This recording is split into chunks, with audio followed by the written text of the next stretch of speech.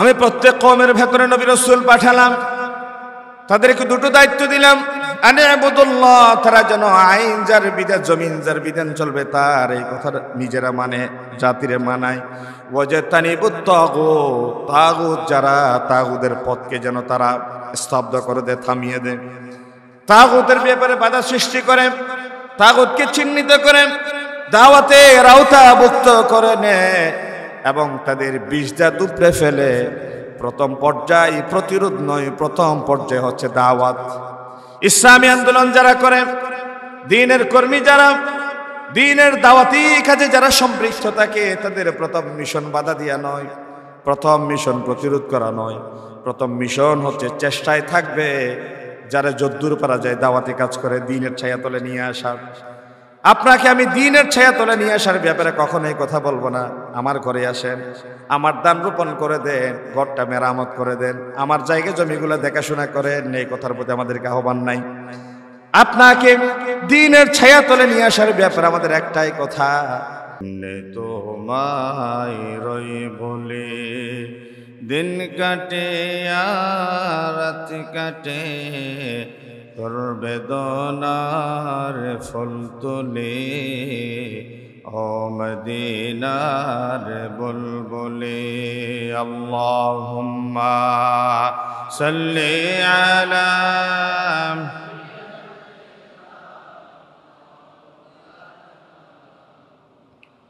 ওয়া আলা আলি সাইয়্যিদিনা।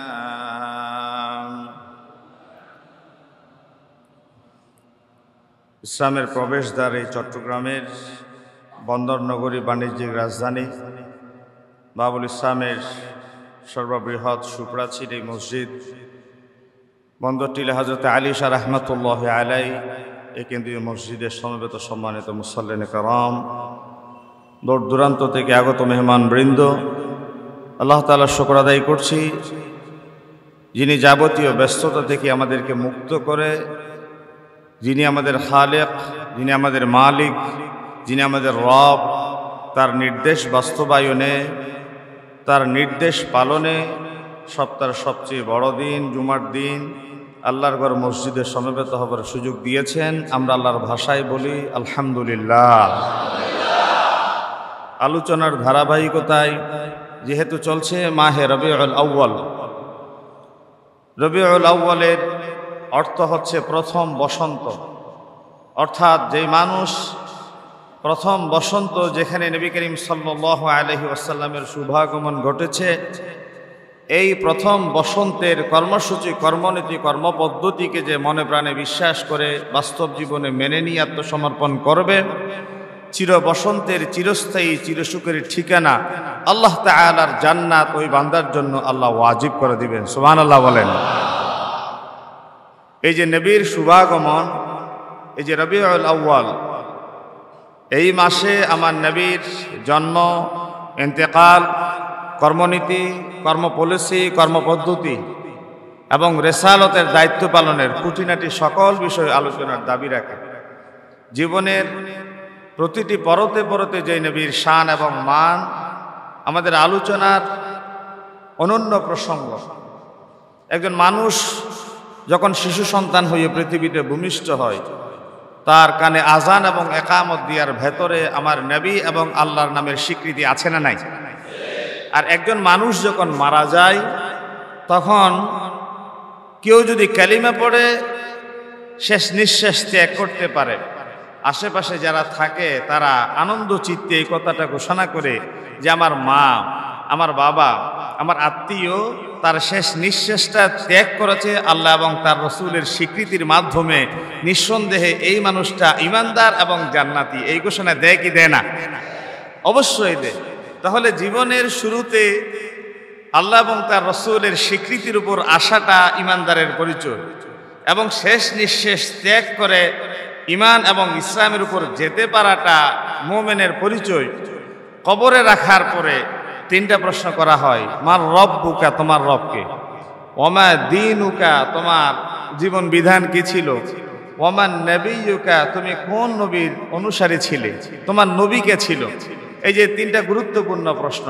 অথবা আরেকটি প্রশ্ন, ওমা তাকুলু ফি হাক্কি হাযা রাজুল, একটা ছবি দেখিয়ে বলা হবে এই ব্যক্তিটারে তুমি চিনো, এর ব্যাপারে ওনার ব্যাপারে তোমার ধারণা কি? তিনি আর কেউ নন, তিনি হচ্ছেন নবিয়ুনা ওয়া সাইয়্যিদুনা ওয়া কাঈদুনা মুহাম্মাদুর রাসূলুল্লাহ সাল্লাল্লাহু আলাইহি ওয়াসাল্লাম। এই তিনটা গুরুত্বপূর্ণ প্রশ্নের ভেতরেও একটি প্রশ্ন আমার নবীকে ঘিরে। সুতরাং একটি সন্তান পৃথিবীতে আসা থেকে শুরু করে মৃত্যু পর্যন্ত এবং মৃত্যু পরবর্তী কবর জীবনে আমার নবীকে ঘিরেই আল্লাহ তাআলা প্রশ্ন রেখেছেন, বাঁচার এবং মুক্তির গ্যারান্টি এবং নিশ্চয়তা দিয়েছেন। সুতরাং আমার নবীর জীবনী সারাটা জীবনের সব সময়ের জন্য, প্রত্যেক মুহূর্তে, প্রত্যেক জায়গার জন্য। আমরা বলি রবিউল আউয়ালকে ঘিরে একটি আনন্দ উৎসব মুখর পরিবেশে যদি আমরা আলোচনা করি, কিন্তু আমার নবীর শান ছাড়া, আমার নবীর রিসালতের কথা ছাড়া, আমার নবীর আজমত এবং ওয়াকারের আলোচনা ছাড়া কোনো আলোচনায় প্রাণবন্ত এবং পরিপূর্ণ দাবি করতে পারে না। তারপরেও রবিউল আউয়ালকে ঘিরে আমরা চেষ্টা করব আদ্যপান্ত একটু কথা বলতে। আজকে আপনাদের সামনে আলোচনার যে বিষয়টা উপস্থাপন করতে চাই সেটি হচ্ছে নবী এবং রসুল প্রেরণের উদ্দেশ্য কি। আল্লাহ তাআলা এই জমিনে নবী এবং রসুল কেন পাঠান? আল্লাহ তাআলা আমাদেরকে প্রথমত মানুষ বানিয়ে সৃষ্টি করেছেন। মানুষ সৃষ্টির নেপথ্যের ইতিহাস বর্ণনা করেছেন কোরআনুল কারীমের প্রথম নাজিলকৃত 5টি আয়াত। ইকরা বিসমি রাব্বিকাল্লাযী খালাক, পড়ো সেই রবের নামে যিনি তোমার সৃষ্টি করেছেন। এই যে সৃষ্টি তথ্য নিয়ে কোরআনের নাজিলকৃত প্রথম আয়াত, যিনি তোমাকে সৃষ্টি করেছেন, খালাকাল ইনসানা মিন আলাক, ঝুলে থাকা জমাটবদ্ধ রক্ত থেকে। ইকরা ওয়া রাব্বুকাল আকরাম, পড়ো সেই রবের নামে যিনি অতিশয় সম্মানিত, মর্যাদাবান। এই যে রবের পরিচিতি দিয়ে তিনি প্রথম মানব জাতির উপরে কোরআনের আয়াত নাজিল করেছেন। তারপরে বললেন আল্লাযী আল্লামা বিল কলম, সৃষ্টি স্রষ্টার সাথে পরিচিত হবার জন্যে বড় মাধ্যম হচ্ছে জ্ঞান, ইলম, জানা। যিনি তোমাদেরকে অজানা বিষয়ের জ্ঞান দিয়েছেন। আল্লামাল ইনসানা মা লাম ইয়ালাম, যে বিষয় সে জানতো না, যে বিষয় সে বুঝতো না। ওয়া আনজালাল্লাহু আলাইকাল কিতাবা ওয়াল হিকমাতা ওয়া আল্লামাকা মা লাম তাকুন তা'লাম, যে বিষয়ের জ্ঞান মানুষের কাছে ছিল না, ওই সকল বিষয়ের জ্ঞান দেওয়ার মাধ্যমে আল্লাহ তাআলা এবং তার সৃষ্টির মাঝে একটি সেতুবন্ধন সৃষ্টি করে দিলেন। কারণ মানুষ যদি জানে সে মানে, আর যে মানে সে বাঁচে, আর যে বাঁচে সে আল্লাহর জান্নাতের মেহমান হয়। সুবহানাল্লাহ বলেন। তাহলে কোরআনুল কারীমের প্রথম নাজিলকৃত আয়াতের প্রথম আয়াত কেউ যদি জিজ্ঞাসা করে কি বিষয়ে, বলে যে সৃষ্টির তত্ত্বের ব্যাপারে আল্লাহ আয়াত নাজিল করেছে। হযরত আদম আলাইহিস সালামকে বলেছেন ওয়া আল্লামা আদামাল আসমাআ কুল্লাহা, পৃথিবীর সমস্ত জ্ঞান যা আল্লাহ তাআলা কিয়ামত পর্যন্ত মানুষকে দিবেন এবং মানুষ জ্ঞান অর্জন করতে পারবে, সব কিছু এক জায়গায় একত্রিত করে আদম আলাইহিস সালামকে জানিয়ে দিয়েছেন। তারপরে ফেরেশতাদেরকে প্রশ্ন করা হয়েছে, এর নাম কি? লা আদরি। ওর নাম কি? লা আদরি। আদমকে বলা হয়েছে এর নাম কি? আম। এর নাম কি? জাম। এর নাম কি? আকাশ। এর নাম কি? বাতাস। তারপরে আল্লাহ বলেছেন যে তোমরা পারো নাই, আদম জবাব দিতে পেরেছে, সুতরাং আদম তোমাদের চেয়ে শ্রেষ্ঠ, তোমরা আদমকে সিজদা দাও। সুবহানাল্লাহ বলেন। এই যে জ্ঞানের মাপকাঠিতে আদম আলাইহিস সালামের শ্রেষ্ঠত্ব, তারপরে আল্লাহ বলে সিজদা দাও। ফেরেশতারা সিজদা দিল। আবা ওয়াস্তাকবারা ওয়া কানা মিনাল কাফিরিন, শয়তান বেঁকে গেল, যার নাম ছিল ইবলিস, আজাজিল। সে বলে আনা খায়রুম মিন, আমি তো তার চেয়ে সৃষ্টিগতভাবে উত্তম। খালাকাতানি মিন নার, আমাকে সৃষ্টি করা হয়েছে আগুন থেকে। ওয়া খালাকাতাহু মিন তিন, তাকে সৃষ্টি করা হয়েছে মাটি থেকে। আর মাধ্যাকর্ষণ শক্তি ক্রস করার আগ পর্যন্ত কোনো বস্তুরে যদি উপর দিকে ছুঁড়ে মারেন নিচের দিকে নেমে আসবে। মাধ্যাকর্ষণ শক্তির উপরে যাওয়ার পরে কোনো কিছু উপরেও যাবে না, নিচেও যাবে না, বাঁচতে থাকবে। এই যে একটা মাটির পোটলা যদি উপর দিকে ছুঁড়ে মারেন নিচের দিকে আসবে, আর আগুনকে যদি কেউ প্রজ্বলিত করে, আগুনের বৈশিষ্ট্য হচ্ছে উপর দিকে যাওয়া। শয়তান বলে আমার বৈশিষ্ট্যগতভাবে আমার ভেতরে আছে উপর দিকে যাওয়া, আর আপনি যদি বলেন আমাকে নিচের দিকে কি আদমকে সিজদা দিতে, না, এটা তো যুক্তিতে ধরে না, আনসাইন্টিফিক কথা।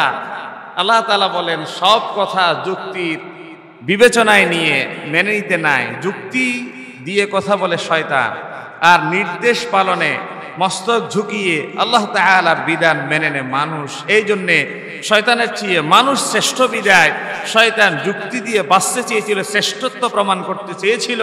আল্লাহ রাব্বুল আলামিন বলেন ফাহবিত, নেমে যাও, চলে যাও, কারণ আনতা তাকাব্বারা ফিহা ফাখরুজ ইন্নাকা মিনাস সাগিরিন, কোন দাম্ভিক অহংকারী আমার সামনে থাকতে পারে না। এই জন্য রাসূলুল্লাহ সব সময় বলতেন আল্লাহুম্মা জাআলনি ফি আইনি সাগীরা ওয়া ফি আইনিন নাসি কাবীরা, ও আল্লাহ তুমি আমার চোখে আমাকে ছোট করে দাও, মানুষের চোখে তুমি আমাকে বড় বানিয়ে দাও, বলি আমিন। লোকে যারে বড় বলে বড় সেই হয়, নিজে নিজে যদি কেউ নিজেরে বড় বলে সে কখনো বড় হয় না। এই কথাটা আমার নবী বিশ্ব নবী মুহাম্মদ রাসূলুল্লাহ সাল্লাল্লাহু আলাইহি ওয়াসাল্লাম শিখিয়ে দিয়েছেন। মানুষ যেন সব সময় আত্মসচেতন থাকে, আত্মসমালোচনার ভেতরে থাকে। আল্লাহ রাব্বুল আলামিন শয়তানকে সাগিরিনদের ভেতরে রজিম হিসেবে বিতাড়িত বানিয়ে, মরদুদ বানিয়ে জাহান্নামের নরকিটে নর পিশাচে পরিণত করেছেন কেবল একটা নির্দেশ অমান্য করার কারণে। এই জন্য মানুষ যারা প্রকৃত অর্থে আল্লাহ তাআলার গোলাম, তারা কখনো দাম্ভিক হতে পারে না, তারা কখনো অহংকারী হতে পারে না। আমার আল্লাহ যা বলেছেন সব কিছু বিনা শর্তে যেই মেনে নেই তার নাম হচ্ছে ঈমানদার মুমিন। এই যে মানুষ, আল্লাহ রাব্বুল আলামিন মানুষ সৃষ্টির ইতিহাস বর্ণনা করতে গিয়ে একবার নয় দুইবার নয়, তিনি চারবার শপথ করেছেন ওয়াত্তিনি ওয়াজ্জাইতুনি ওয়া তুরি সিনিনা ওয়া হাযাল বালাদিল আমিন। তিনের শপথ, জাইতুনের শপথ, সিনাই পর্বতের শপথ, নিরাপদ মক্কা নগরীর শপথ। একবার নয় দুইবার নয়, চারটি বার আল্লাহ শপথ করলেন। শপথ তো পৃথিবীর মানুষ একজন আরেকজনের কাছে বিশ্বাস তৈরি করবার জন্য করে থাকে। আল্লাহরে জিজ্ঞাসা করলাম ও রব আপনি কেন শপথ করলেন? আল্লাহ রাব্বুল আলামিন বলেন এই চারবার শপথের পরে এমন একটি গুরুত্বপূর্ণ বিষয়ের অবতারণা করতে যাচ্ছি যে সৃষ্টির গুরুত্ব বোঝানোর জন্য আমি আল্লাহ একবার নয় দুবার নয় চারটি বার শপথ করলাম। পঞ্চম নম্বরে বিষয়ের উল্লেখ করলেন লাকাদ খালাকানাল ইনসানা ফি আহসানি তাকওয়িম। সর্বাধিক সুন্দর, সবচেয়ে শ্রেষ্ঠ মর্যাদার চাদরে আবৃত করে আমি আল্লাহ জমিনে মানব জাতির সৃষ্টি করলাম। সুবহানাল্লাহ বললেন না? আমার আপনার মর্যাদার কথা, শ্রেষ্ঠত্বের কথা বর্ণনা করতে গিয়ে আল্লাহ চারবার শপথ করলেন।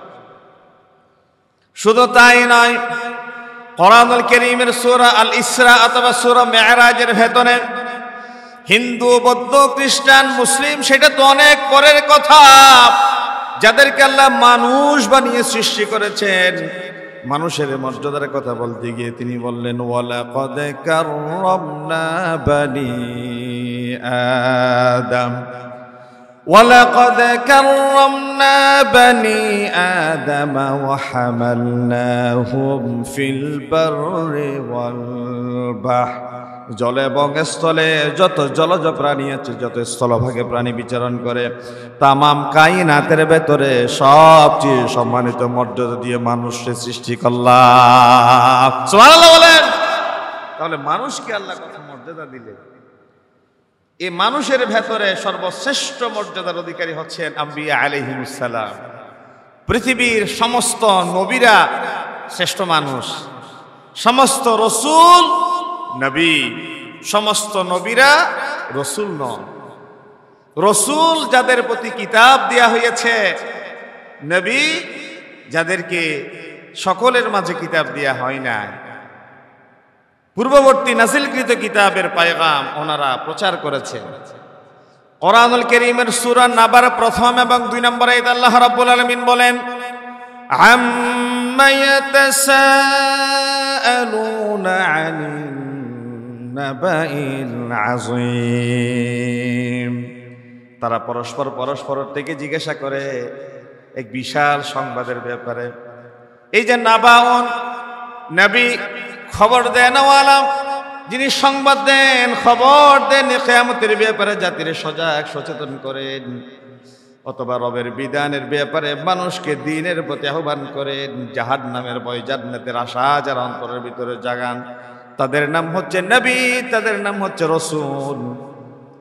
কোরআনুল কারীম আল্লাহ রাব্বুল আলামিন বললেন, আমানার রাসূলু বিমা উযিলা ইলাইহি মির রাব্বিহি ওয়াল মুমিনুন কুল্লুন আমানা বিল্লাহি ওয়া মালাইকাতিহি ওয়া কুতুবিহি ওয়া রুসুলিহি লা নুফাররিকু বাইনা আহাদিন মির রুসুলিহি وقالوا سمعنا وأطعنا غفرانك ربنا وإليك المصير। বলি আল্লাহু আকবার।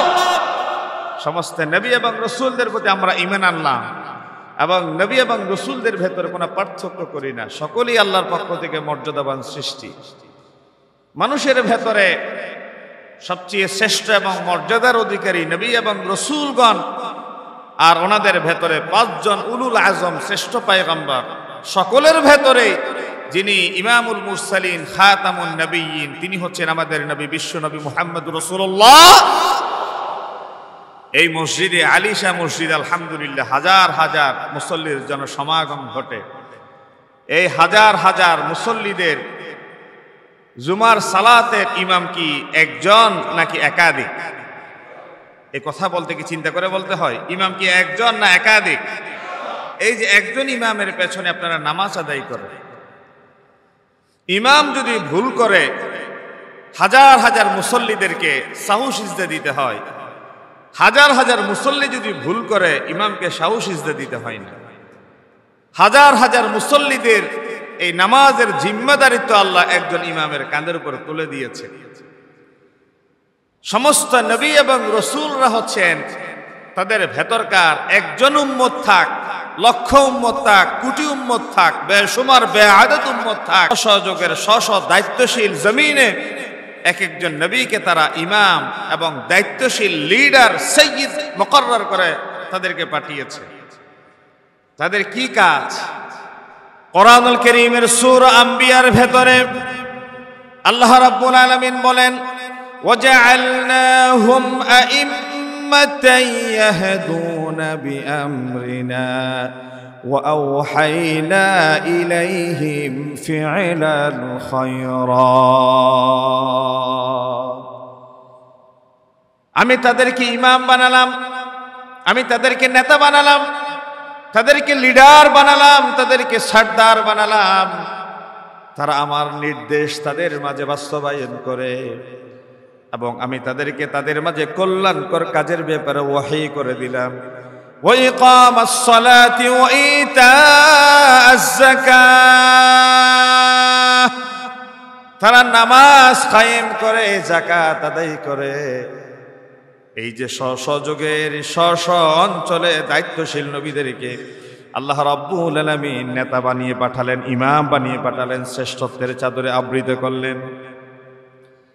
অনুরূপ নবীদের ভেতরে যিনি শ্রেষ্ঠ নবী, জগতের ভেতরে যিনি লিডার নবী, ইমামদের ভেতরে যিনি শ্রেষ্ঠ ইমাম সাইয়্যিদুল মুরসালিন, তিনি আর কেউ নন। মেরাজের রজনীতে লক্ষ লক্ষ পয়গম্বর মুক্তাদির কাতারে দাঁড়িয়ে বাইতুল মাকদিসে আমার নবী বিশ্ব নবী মুহাম্মদুর রাসূলুল্লাহ সাল্লাল্লাহু আলাইহি ওয়াসাল্লামের সামনে দাঁড়িয়ে 2 রাকাত নামাজের ইমামতি করলেন। 1000 বছর আগে আল্লাহ রাব্বুল আলামিন সমস্ত নবী এবং রাসূলদের থেকে যে মিসাক নিয়েছিলেন, ওয়াদা নিয়েছিলেন, তোমাদের মাঝে একজন নবী যাবে, তোমাদের মাঝে একজন রাসূল যাবে, সেই রসূলের যদি সাক্ষাৎ তোমাদের জীবদ্দশায় হয়ে যায়, লাতুমিনুন্না বিহি ওয়া লাতানসুরুন্না, তোমরা অবশ্যই ওই সময় ওই নবীর উপর ঈমান আনবা এবং তার দ্বীন বাস্তবায়নে সাহায্য করবা। ক্বালা আকারারতুম, সংসদীয় অধিবেশনে আমরা দেখতে পাই ফটে অবশ্যই সেই নবীর প্রতি ঈমান আনবো, তার প্রচারিত দ্বীন ইসলাম নিয়ে আমরা সাহায্য করে যাব।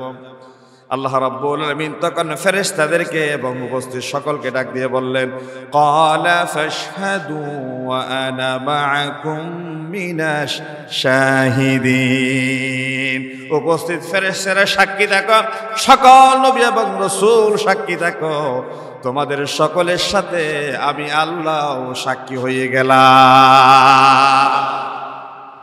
তাহলে নবী আসবেন, ওয়াদা নিলেন সমস্ত আম্বিয়া আলাইহিমুসসালাম থেকে, কিন্তু আমার নবী এসেছেন 570 খ্রিস্টাব্দে। এর প্রায় 570 বছর আগে যিনি ইমিডিয়েট নবী ছিলেন হযরত ঈসা আলাইহিস সালাম, তিনি তো পৃথিবী থেকে চলে গিয়েছেন আকাশে। তাহলে আমার নবীর ব্যাপারে যারা ওয়াদা দিয়েছিল, আল্লাহ ওয়াদা নিয়েছিলেন, ওয়াদার বাস্তবায়ন তো পৃথিবীতে হয় নাই। আল্লাহর কথা কি অনর্থক হতে পারে? আল্লাহর কথার ওয়াদা কি মিসিং হতে পারে? আল্লাহর ওয়াদা যেহেতু অনর্থক, মিসিং হতে পারে না, এই জন্যেই মেরাজের রজনীতে সমস্ত আম্বিয়া আলাইহিস সালামকে বাইতুল মাকদিসে আল্লাহ একত্রিত করলেন, আমার নবীকেও পাঠালেন। ওই যে ওয়াদার বাস্তবায়ন ঘটানোর জন্য নবীর ইমামতিতে দাঁড়া করালেন, সমস্ত ইমামকে পেছনে দাঁড়া করালেন। নবী আলাইহিস সালাম আর কি ওনারা পিছনে দাঁড়িয়ে ইক্তেদা করলেন, আমার নবী ইমামতি করলেন। এখন ওই যে 1000 বছর আগে প্রদত্ত ওয়াদা, গৃহীত সিদ্ধান্ত আজকে বাস্তবায়নের মাধ্যমে জানিয়ে দেওয়া হলো।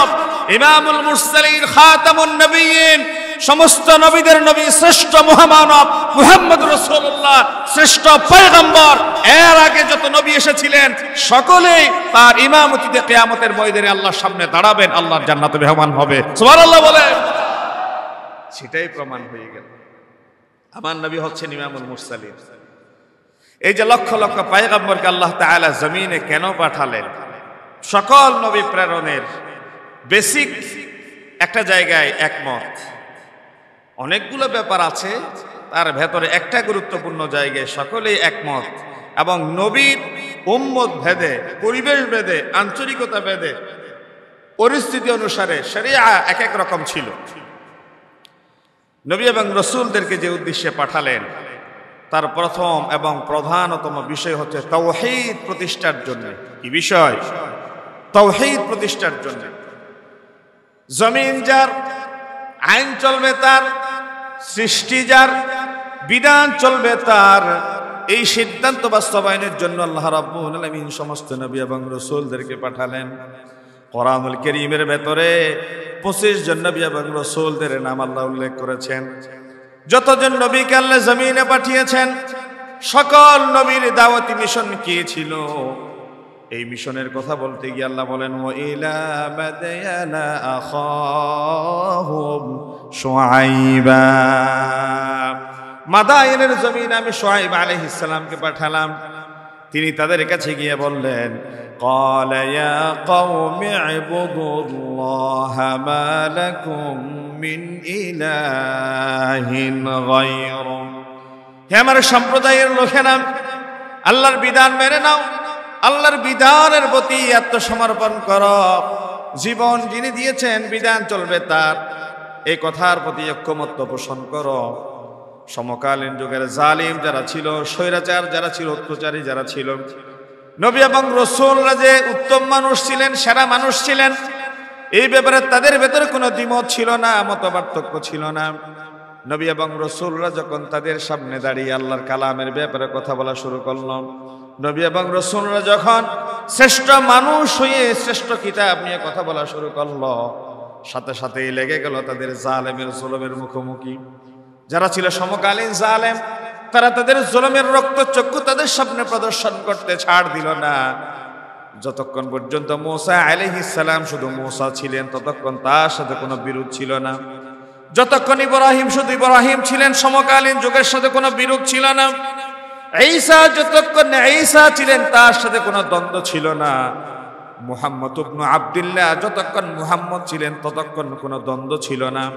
মূসা যখন কালিমুল্লাহ হয়ে গেলেন, ইব্রাহিম যখন খলিলুল্লাহ হয়ে গেলেন, ঈসা যখন রূহুল্লাহ হয়ে গেলেন, মুহাম্মদ যখন রাসূলুল্লাহ হয়ে গেলেন, সমকালীন জালেম অত্যাচারী যারা, তারা জগতের শ্রেষ্ঠ সোনার মানুষগুলোর ব্যাপারে কোনো সময় জুলুম, কোনো সময় নির্যাতন, কোনো সময় অত্যাচার, কোনো সময় প্রাণনাশের হুমকি দেওয়ার মাধ্যমে তাদের সামনে বাধা হয়ে দাঁড়ায়।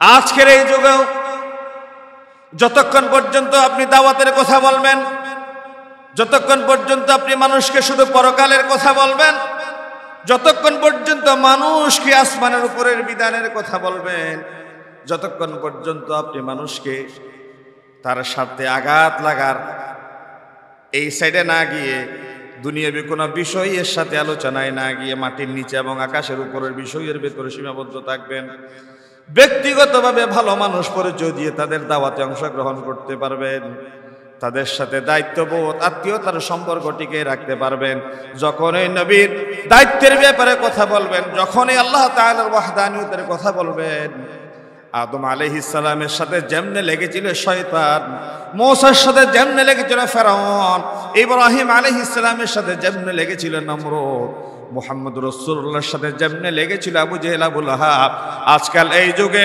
আপনি আমি যদি আদমের পথে দাঁড়িয়ে যাই, ইব্রাহিমের পথে দাঁড়িয়ে যাই, মূসার পথে দাঁড়িয়ে যাই, মুহাম্মদ রাসূলুল্লাহর পথে দাঁড়িয়ে যাই, কোন সময় ফেরাউন, কোন সময় নমরুদ, কোন সময় আবু জেহেলের প্রেতাত্মারা আপনার আমার সামনে বাধা এবং বিপত্তি হয়ে দাঁড়িয়ে যায়।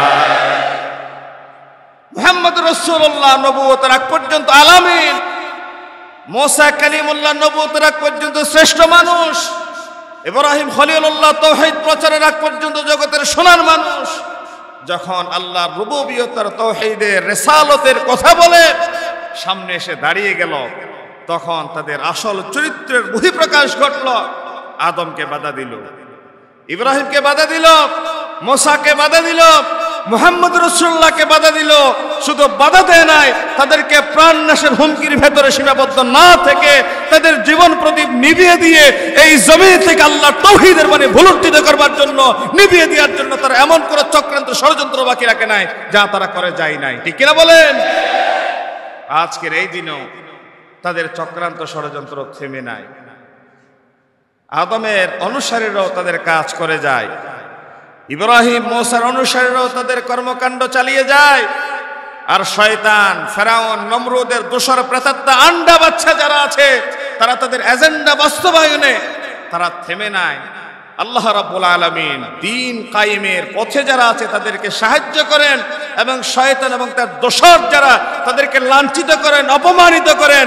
তারা মনে করে 400 বছর পর্যন্ত ফেরাউন রাজত্বে থেকে একটি কাশি দেয় নাই, হাসি দেয় নাই, সামান্য জ্বর সর্দি হয় নাই, সে মনে করেছিল এই পৃথিবী তার, এবং একটা পর্যায়ে সে এই কথা বলেই ফেলল, আনা রাব্বুকুমুল আ'লা, আমি জমিনের রব। সীমা যখন ছাড়িয়ে গেল, আল্লাহ রাব্বুল আলামিন কাউকে পানিতে চুবিয়ে, সীমা যখন ছাড়িয়ে গেল কাউকে জুতা পিটার মাধ্যমে, সীমা যখন লঙ্ঘন করলো কাউকে ল্যাংমশা দিয়ে, সীমা যখন ছাড়িয়ে গেল কাউকে জমিন থেকে জালেমের জুলুমের এই অত্যাচারের বাঁধ ভাঙার ভেতরে মুসলিমদের প্রতিরোধের মুখে দেশ ছাড়তে মাঝে মধ্যে বাধ্য করে আল্লাহ তাআলা জুলুমের শাস্তি দেন। ঠিক কিনা বলে? এই ফেরাউনের আন্ডা বাচ্চার, নমরুদের আন্ডা বাচ্চার, নমরুদের জুতা পেটা, ফেরাউনের পানিতে চুবানি, এবং মুহাম্মদ রাসূলুল্লাহর মক্কা বিজয়ের মাধ্যমে 11 জনকে জনমের মতো শায়েস্তা করা, এবং যুগে যুগে ধারাবাহিকতায় তারা যেই পথ এবং পলিসি অবলম্বন করেছিল, দ্বীনের দায়রাও একই পলিসি অবলম্বন করে, তারাও ষড়যন্ত্র করে। আল্লাহ রাব্বুল আলামিন বলেন, ওয়ায়ামকুরুনা ওয়ায়ামকুরুল্লাহ, তারা চক্রান্ত করে, ষড়যন্ত্র করে, কিন্তু শেষ পর্যন্ত আল্লাহর সিদ্ধান্তে সমস্ত ষড়যন্ত্র চক্রান্তকে নস্যাৎ করে দ্বীনের কথা, দ্বীনের দায়ী, দ্বীনের মুজাহিদের মাথা তুলে দাঁড়িয়ে যায়। ঠিক কিনা বলেন? এটা আল্লাহর ওয়াদা। তাহলে নবী এবং রাসূলদের প্রথম মিশন এবং ভিশন ছিল তাওহীদ কায়েম করা, আল্লাহর ওয়াহদানিয়তের বাণী প্রতিষ্ঠা করা। 2 নাম্বার, তাগুতকে উৎখাত করার জন্য আল্লাহ নবী এবং রাসূলদেরকে পাঠিয়েছেন। আমরা বলি মক্কা যুগে আল্লাহ তাআলা মানুষদেরকে ডাক দিয়েছেন, ইয়া আইয়ুহান নাস। আগের মানুষ, পরের মানুষ, শ্বেতাঙ্গ, কৃষ্ণাঙ্গ, নারী পুরুষ শিশু বৃদ্ধ আবাল বনিতা সকলেই নাসের ভেতর অন্তর্ভুক্ত। মদিনায় যাওয়ার পরে ইমানদার আলাদা হয়ে গেল, কাফের ভিন্ন হয়ে গেল। ইমানদারের ভেতরে আরেকটা ভাগ বিভাজিত হয়ে গেল, মুনাফিক। আরো কিছুদিন পরে আরেকটা দল উদ্ভব হলো, তার নাম হচ্ছে মুরতাদ। দিন গ্রহণ করার পরে স্বার্থে আঘাত লেগে দিন থেকে খারেজ হয়ে বিরোধিতা করে যারা মুরতাদ। এরপরে তাহলে মানুষ মক্কায় মদিনায় যাওয়ার পরে ইমানদার এবং কাফের, আরেকটা দল মুনাফিক, আরেকটা দল মুরতাদ। ষষ্ঠ দলের নাম হচ্ছে তাগুত। একজন কাফের যে নামাজ পড়ে না, দিন মানে না, কিন্তু যারা দিন মানে তাদেরকে বাধাও দেয় না। তাগুত আমাদের এই মসজিদের ভেতরে মুসল্লি সেজে এসে কাতারে বসে, মুসল্লিদের সাথে মিশে, সুযোগ বুঝে আবার মসজিদে কারা কারা আসে ফজরের নামাজে তার তালিকা করে। ঢাকা বিশ্ববিদ্যালয়ের মতো প্রাচ্যের অক্সফোর্ডে মুসলিম হলে দীর্ঘ 17 বছর পর্যন্ত মসজিদের মাইকে আজান দিয়ে নিষিদ্ধ করে। তারা সকলেই মিলে কিন্তু ইহুদি ছিল না, খ্রিস্টান ছিল না, কাফের ছিল না। মুসলিম দেশে থেকে মুসলিমদের ট্যাক্স এবং ভ্যাটের টাকায় নিজেদের চাকরি টিকিয়ে রেখে মুসলিম সন্তানদের কারা কারা মসজিদে যায়, কারা কারা আজান দেওয়ার জন্য পেছনে ভূমিকা পালন করে, তাদের তালিকা করে করে জেলখানার অন্ধকার প্রকোষ্ঠে নিমজ্জিত করবার জন্য ভূমিকা পালন করে একটা দল আছে। তাদের নাম হচ্ছে তাগুত। খোদাদ্রোহী দ্বীনের ব্যাপারে তারা বড় অত্যাচারী, আছে না নাই? যারা নিজে মানে না, অপরকে মানতে বাধা সৃষ্টি করে। কাফের নিজে না মানলেও অনেক সময় বাধা দেন আরেকজনকে। মুনাফিক চক্রান্ত ষড়যন্ত্র করে। তাগুত স্পষ্ট দেখলে বোঝা যায় মুসলমান, মুখে দাঁড়িয়েছে, মাথায় টুপি আছে, আপাদমস্তক সুরতে যেন মনে হচ্ছে জান্নাত থেকে পালিয়ে আসছে। কিন্তু ইসলামী আন্দোলনের কথা যখন বলে, দ্বীনের কথা যখন বলে, কোরআনের কথা যখন বলে, আল্লাহর আইন কায়েমের কথা যখন বলে, তখন সুদখোরদের সুদের নীতির উপর আঘাত লাগে, ঘুষখোরদের ঘুষের নীতির উপর আঘাত লাগে, যারা টেন্ডারবাজ চাঁদাবাজ তাদের টেন্ডারবাজি চাঁদাবাজির উপর আঘাত লাগে। নিজেদের স্বার্থ টিকিয়ে রাখবার জন্য আল্লাহর জমিনে দ্বীনের দায়ীদেরকে ধরে ধরে জবাই করে, জুলুম করে, জেলখানায় দেয়, মাঝে মধ্যে তাদের প্রাণ নাশের হুমকি দেয়। ঠিক কিনা বলেন? এই যে তাগুত, তাগুত সবসময় কাফের থেকে হয় না। তাগুত কাফের থেকেও হতে পারে, মুসলমান থেকেও হতে পারে। আল্লাহ তাআলা জমিনে নবী এবং রাসূলদেরকে যে পাঠালেন কয়েকটা গুরুত্বপূর্ণ উদ্দেশ্যকে সামনে নিয়ে, তার ভেতরে আল্লাহর আইন কায়েম, তাগুতের উৎখাত। কোথায় আছে? কোরআনুল কারীম আল্লাহ রাব্বুল আলামিন বলেন, ওয়ালাকাদ বা'আসনা ফি কুল্লি উম্মাতির রাসূলান আন ই'বুদুল্লাহা ওয়াজতানিবুত তাগুত। আমি প্রত্যেক কওমের ভেতরে নবী রাসূল পাঠালাম, তাদেরকে দুটো দায়িত্ব দিলাম। আন ই'বুদুল্লাহ, তারা যেন আইন যার বিধান, জমিন যার বিধান চলবে তার এই কথা নিজেরা মানে, জাতিরে মানায়। ওয়াজতানিবুত তাগুত, তাগুত যারা, তাগুতের পথকে যেন তারা স্তব্ধ করে দেয়, থামিয়ে দেয়। তাগুতের ব্যাপারে বাধা সৃষ্টি করে, তাগুতকে চিহ্নিত করে, দাওয়াতের আওতাভুক্ত করে নেয় এবং তাদের বিষদা দুপড়ে ফেলে। প্রথম পর্যায় প্রতিরোধ নয়, প্রথম পর্যায়ে হচ্ছে দাওয়াত। ইসলামী আন্দোলন যারা করে, দ্বীনের কর্মী যারা, দ্বীনের দাওয়াতি কাজে যারা সম্পৃক্ত থাকে, তাদের প্রথম মিশন বাধা দিয়া নয়, প্রথম মিশন প্রতিরোধ করা নয়, প্রথম মিশন হচ্ছে চেষ্টায় থাকবে যারা যদ্দূর পারা যায় দাওয়াতি কাজ করে দ্বীনের ছায়াতলে নিয়ে আসার। আপনাকে আমি দ্বীনের ছায়াতলে নিয়ে আসার ব্যাপারে কখনোই কথা বলবো না। আমার ঘরে আসেন, আমার দান রোপণ করে দেন, ঘরটা মেরামত করে দেন, আমার জায়গা জমিগুলো দেখাশোনা করেন, এই কথার প্রতি আমাদেরকে আহ্বান নাই। আপনাকে দ্বীনের ছায়াতলে নিয়ে আসার ব্যাপারে আমাদের একটাই কথা, ভাই জমিন আল্লাহর, জীবন আল্লাহর, এই রবের কাছে একদিন ফিরে যেতে হবে। নিজের অতলান্ত এন্ডলেস বিয়ন্ডলেস আখিরাতকে যদি দামি বানাতে চান, নিজের ভাঙা তকদিরকে যদি জোড়া লাগাতে চান, আসুন নাস্তিকবাদী মতবাদকে পদদলিত করে জমিনে আল্লাহর বিধান কায়েমের জন্য ফজরের নামাজের কাতারে এসে দাঁড়িয়ে যান। ঠিক কিনা ভাই? হারাম ছেড়ে দিন, যৌতুক নিয়ে বন্ধ করেন, ফরজ পর্দা লঙ্ঘন করবেন না, ফরজ নামাজ ছেড়ে দিবেন না, ওজনে কম দিবেন না, খাদ্যে ভেজাল দিবেন না, প্রতিবেশীরে কষ্ট দিবেন না। আল্লাহর দ্বীনের পথে মানুষকে আহ্বান করার এই সমস্ত পলিসিতে আমরা যখন কথা বলি, মনে করে যেন তার স্বার্থে আঘাত দিলাম, সে আমাদের সামনে বাধা হয়ে দাঁড়ায়। অথচ গভীর মনোযোগ দিয়ে যদি চিন্তা করে, আমরা তার জমি নিয়েও টান দিলাম না, বউ বাচ্চা নিয়েও আঘাত করলাম না, আর তার ভাঙা কপালকে, ভাঙা তকদিরকে একটু জোড়া লাগাইতে চেষ্টা করলাম। দ্বীনের দায়ীদের উপর যারা আঘাত করে, তাদেরকে যদি ভালো মতে বুঝানো যায়, যেই ওমর নাঙ্গা তরবারে নিয়ে রসুল হত্যা করতে এসেছিল, সেই ওমর একটা সময় দিন বুঝে নিজের তরবারের নিচে নিজের গর্দান দিয়ে দিতেও প্রস্তুত হয়ে যায়। এই জন্যেই সমাজের যারা ভিত্তশালী, সমাজের যারা প্রভাবশালী, প্রতিপত্তিশালী, তাদের কাছে দ্বীনের পয়গাম পৌঁছান। কারণ ওমর কাফেরদের জন্য যেমন লিডার ওমর, ইসলাম গ্রহণ করার পরে মুসলমানদের জন্য লিডার ওমর পরিণত। দোয়া করেছেন, আল্লাহ আরবে দুই ওমর আছে, একজনকে দ্বীনের জন্য কবুল করো। কারণ ওমর যদি ইসলাম গ্রহণ করে, তিনি বলেছেন, কে আছো এমন স্ত্রীকে বিধবা করতে চাও? কে আছো এমন সন্তানকে এতিম করতে চাও? কে আছো এমন মায়ের বুক খালি করতে চাও? আজকে উমরের সামনে এসে বাধা দিয়ে দাঁড়াও। উমর ইসলাম গ্রহণ করার পর খানে কাবার সামনে এসে তিনটা কথা বলেছিল দ্ব্যর্থহীন কণ্ঠে, উঁচু আওয়াজে। কে আছো এমন স্ত্রীকে বিধবা করতে চাও? কে আছো এমন মায়ের বুক খালি করতে চাও? কে আছো এমন সন্তানদেরকে এতিম করতে চাও? আজকে উমরের সামনে এসে একটু বাধা দিয়ে দাঁড়াও। খোদার কসম করে বলছি, সেদিন ওমরের সামনে এসে কেউ বাধা হয়ে দাঁড়াতে পারে নাই। আজকেও যদি যুবকেরা, তরুণরা, দ্বীনের দায়ীরা আল্লাহর জমিনে আল্লাহর দ্বীন কায়েমের স্বপ্নে বিভোর হয়ে ত্যাগ তিতিকে কোরবানির নজরানা পেশ করতে পারে, সেদিন যেমনে বাধা দিয়ে সামনে দাঁড়াতে পারে নাই, আজকেও সারা বিশ্বের শক্তি পরাশক্তি মুসলমান যুবকের সামনে পদানত করে তাদের শক্তি সামর্থ্যের কাছে আত্মসমর্পণ করতে বাধ্য হবে। ঠিক কিনা বলে? ইতিহাস আপন গতিতে চলে। ইসলাম জিন্দা হতা হে হার কারবালাকে বাদ। যদিও সাময়িক পর্যদস্ত হয়েছেন, মামলা খেয়েছেন, বিটা বাড়ি ছেড়েছেন, কিন্তু আজকে বীরের বেশে তো আপনি দেশে ফিরছেন।